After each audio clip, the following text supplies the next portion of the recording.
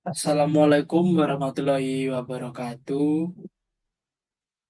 Selamat pagi, selamat siang, selamat sore, dan selamat malam, Pak Sugi, dosen pengampu mata kuliah ekonomi makro, dan teman-teman semua.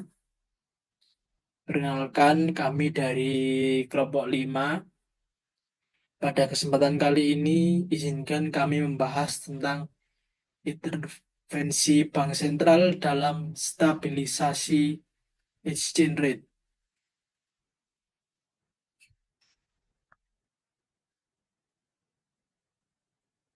Yang pertama, anggota dari kelompok kami ada Bintang Abimanyu dengan dengan NIM 23517918 PN 18507 dan Muhammad Hanif Baihaqi dengan NIM 23520635 PN 18642. Baik. Yang pertama, apa itu intervensi bank sentral? Mungkin apakah teman-teman ada yang tahu tentang intervensi bank sentral itu apa? Kalau tahu mungkin bisa komen di bawah. Oke. Nah, intervensi bank sentral itu adalah tindakan yang dilakukan oleh bank sentral atau otoritas moneter untuk mempengaruhi nilai tukar mata uang negara mereka. Nah, tujuan dari intervensi bank sentral itu untuk yang pertama, menstabilkan mata uang. Kemudian, mencegah fluktuasi berlebihan. Kemudian, mencapai tujuan ekonomi tertentu seperti meningkatkan ekspor. Seperti itu, teman-teman. Next, metode intervensi bank sentral.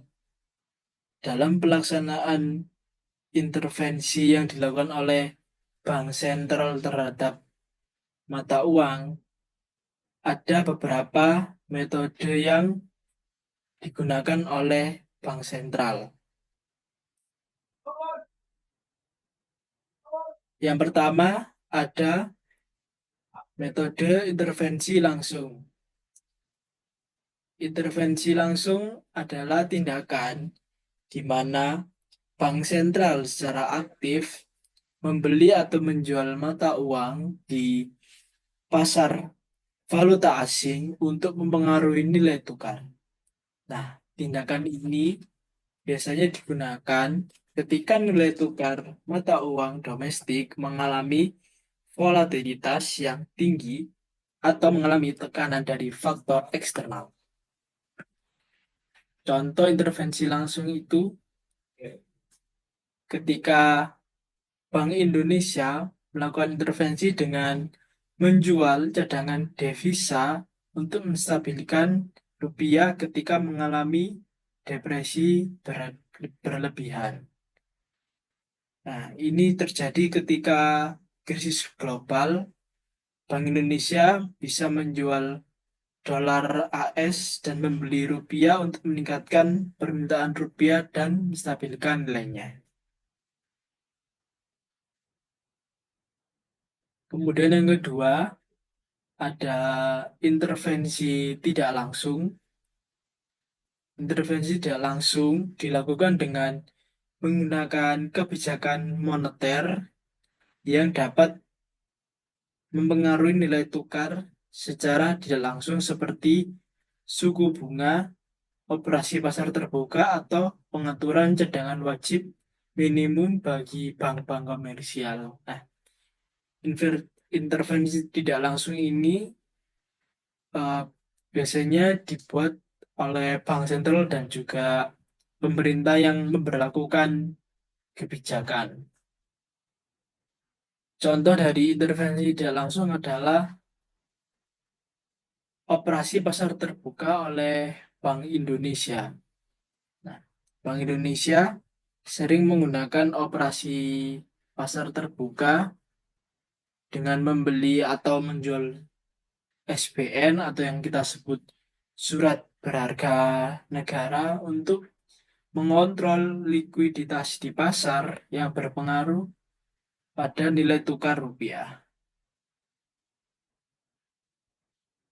Kemudian yang ketiga ada intervensi verbal. Intervensi verbal dilakukan ketika bank sentral memberikan pernyataan atau sinyal terkait kebijakan moneter dan nilai tukar dengan tujuan mempengaruhi ekspektasi pasar. Meskipun tidak melibatkan tindakan langsung di pasar, komunikasi ini bisa berdampak signifikan pada pergerakan nilai tukar. Contoh dari intervensi verbal yaitu adalah ketika European Central Bank menerapkan sinyal kebijakan. European Central Bank memberikan pernyataan mengenai arah kebijakan suku bunga di masa depan untuk mengarahkan ekspektasi pelaku pasar jika European Central Bank menyatakan akan mempertahankan suku bunga rendah dalam jangka panjang, maka mata uang euro bisa mengalami pelemahan.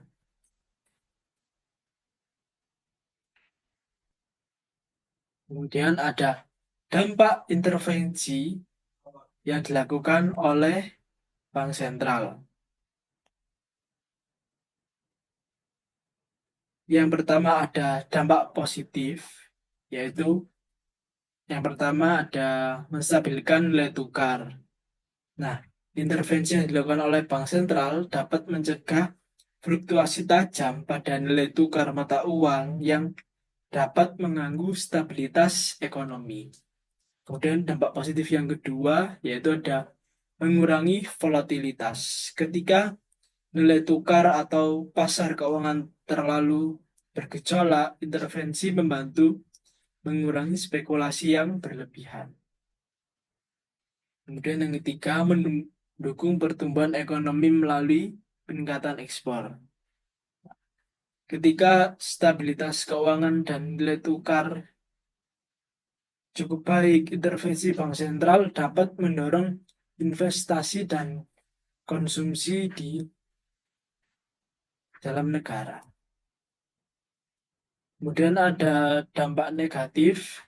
Yang pertama, menguras cadangan devisa apabila intervensi berlebihan. Nah, intervensi yang dilakukan dengan menjual cadangan devisa dalam jumlah banyak dapat untuk mempertahankan nilai tukar, maka cadangan yang dimiliki oleh negara dapat berkurang drastis sehingga akan memiliki resiko-resiko yang negatif untuk kedepannya. Kemudian menimbulkan resiko inflasi apabila tidak dikelola dengan baik. Nah, jika intervensi dilakukan dengan cara menambah jumlah uang yang beredar di masyarakat, maka dapat menyebabkan inflasi tak terkendali sehingga nilai mata uang akan semakin lemah. Baik, untuk selanjutnya akan dijelaskan oleh teman saya. Ini contoh kasusnya. Di sini kami memberikan 3 contoh kasus. Yang pertama dari Bank Indonesia. Pada tahun 2020, Bank Indonesia melakukan intervensi di pasar falas untuk menstabilkan nilai tukar rupiah yang melemah akibat pandemi COVID-19. Di beberapa pejabat, Bank Japan sering melakukan intervensi untuk mencegah penguatan yen yang berlebihan, yang bisa merugikan ekspor Jepang. Dan Swiss National Bank menetapkan batas atas nilai tukar franc terhadap euro untuk melindungi perekonomian Swiss.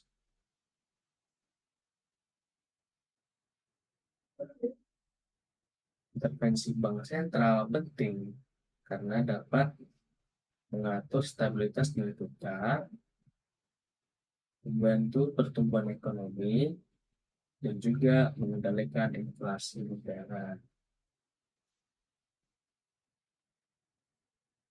Namun, intervensi bank sentral juga memiliki beberapa tantangan. Contohnya adalah cadangan devisa yang dapat terkuras apabila digunakan secara berlebihan, terdapat juga risiko inflasi dan efektivitas intervensi itu tersendiri. Nah, kesimpulannya, intervensi bank sentral penting untuk menjaga stabilitas ekonomi. Dan intervensi bank sentral harus dilakukan dengan hati-hati agar tidak menimbulkan dampak negatif jangka panjang.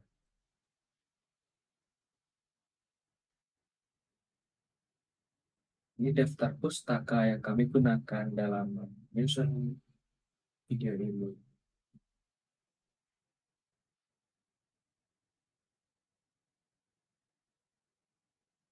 Baik, terima kasih teman-teman telah menonton videonya. Mohon maaf apabila kami ada kesalahan dalam kata. Terima kasih.